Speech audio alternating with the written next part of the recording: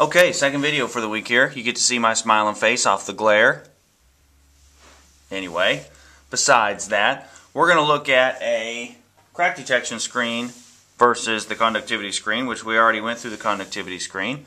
So now, if we were just to touch 7075 T6 here, and then touch this, okay, we realize that's the same material. Okay? So what we're concerned with is how to get just crack signals alone from this piece. Okay, we see real easy, there they are. But if we touch the back of this, okay, we get the same signal. So that's telling us that we're at least, this part is at least thicker than 3 standard depths. So, if we look here, we just want to null, because now we want to make it as much sensitive or as high a sensitivity as we can just off of this block. So looking at the conversion or looking at the impedance change from air to the piece is not as good. We want to see the impedance change from the piece to the crack. So we're going to null on the part this time. Okay, we're still at 50 and 50. We're going to take our gains just for fun right now up to about 55. I know that's not going to be the best signal, but we're just looking at what it's actually going to look like. Okay, so now we're nulled on the piece. There we go. Okay, and just that quick we got larger signals than we had before. But we want to take all of this and park it down here so that way, at least for me, I can see where these signals are coming from. So I'm going to go display, screen setup, horizontal position 90,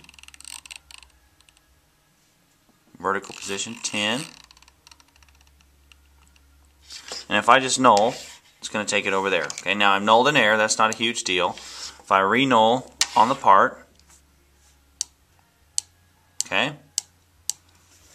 that works. So I'm going to go back to main, frequency 1, and I'm going to rotate my angle to where everything is going straight to the left at this point.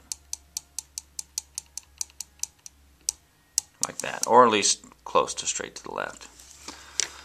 So I'm going to re-null. Okay, going straight to the left. That's what we want. Got crack signals. We want to spread them out a little bit. So we want to add some vertical gain. I just like to run it up about 10 dB higher, just for me, so I can see the difference between those. I'm going to re-null again. Okay, got more information now. Okay, now it's not as pretty because I didn't move near as fast, and I've added more gain, so the signal's more squirrely. But I do have larger signals. But I want to see if we can't possibly clean that up a little bit. Whoops, I pushed the wrong button. I'm going to go to filters. I want to turn a preamp on, which is just an amplifier. Just going to make the signal bigger. But I'm going to take my low pass filter and I'm going to run it up to about 200 here. Okay, we haven't gotten necessarily to high pass, low pass filters yet. There we go. So now you see the signal's huge. But since we changed our low pass filter, we're going to have to reset up here. So we'll go to angle. Okay. Everything's going pretty much horizontal. Null. Big signals.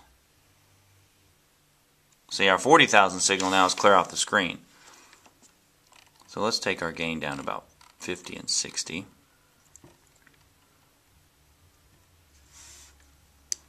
Re-null. Alright, I want to bring that up to where we're pretty much in the corner. Like that. Okay, 8,000's nice big signal. 20,000's, 40,000. So now we can size these cracks, or at least give some kind of an attempt to size these cracks, because not always are these cracks going to be 8,000 steep, 20,000 steep, and 40,000 steep. They're going to be bigger, wider, thinner, taller, whatever. So we want to give some relative size in relationship to our crack block.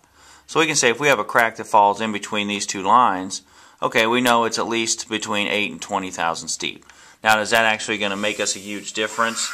Well, in some cases it will, especially if you're dealing with aircraft skin.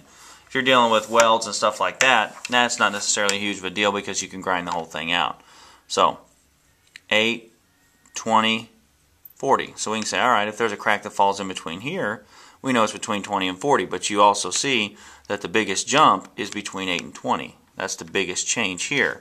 And 20 and 40, that's a relatively large change, but that's still not as much of a change impedance-wise as 8 to 20, because that's where you're getting down to the bottom of those eddy currents, or towards the bottom, I should say, not necessarily at the bottom, but towards the bottom. Now what we want to look at, let's go to our 8 thousandths crack signal. Okay, and it's going to walk a little bit on us because I'm wobbling the probe and stuff. But I'm going to try and hold it as still as possible here, re-null, get me close back to where I started. Okay, there's my 8 thousandths. I want to look at the signal from edge effect. Okay, you see that edge effect going way, way back up over the top of everything. So that tells me right off the bat, oh, I've got something different there, where I actually got close to the edge and it follows that signal back around, because it's going back towards air, because air is actually over here somewhere, way over there, but we're just looking at the end of the screen. We're actually looking at the end of that conductivity curve blown up. Okay, so now our screen's getting dirty and we can't see anything. So if I'm like, oh, okay, I'm scanning. Starts off looking like edge effect, but then it tries to clean itself back up. Same kind of thing, same kind of thing. So then if we're getting scanning over here, we can tell automatically that dot's walking on us.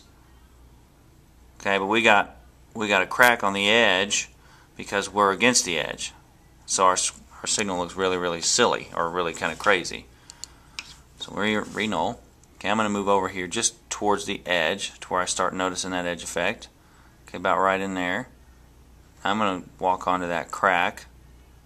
Okay, I know I'm on the edge effect here, so I'm trying to hold this still, which is really tough. Okay, and there was my crack signal on the edge effect. So my crack is way up here now, but I'm actually parked out here in the middle because I'm in the middle of that edge effect. Okay, so something to look at, something to pay attention to when I'm actually inspecting this piece here. Okay, but other than that, very simple. 8, 20, 40. Let me just clear that off again. Whoops, I always forget to null on the part, which is important. 8, 20, 40. And there's my liftoff line. So, something to look at, something to think about. We're going to deal more with this. You're just looking at the basic stuff. I'm going to ask you some questions kind of like the lab bases that we did for ultrasonics, but we're going to do the same kind of thing for eddy current. This week is just getting you oriented, ask you a couple of questions about it.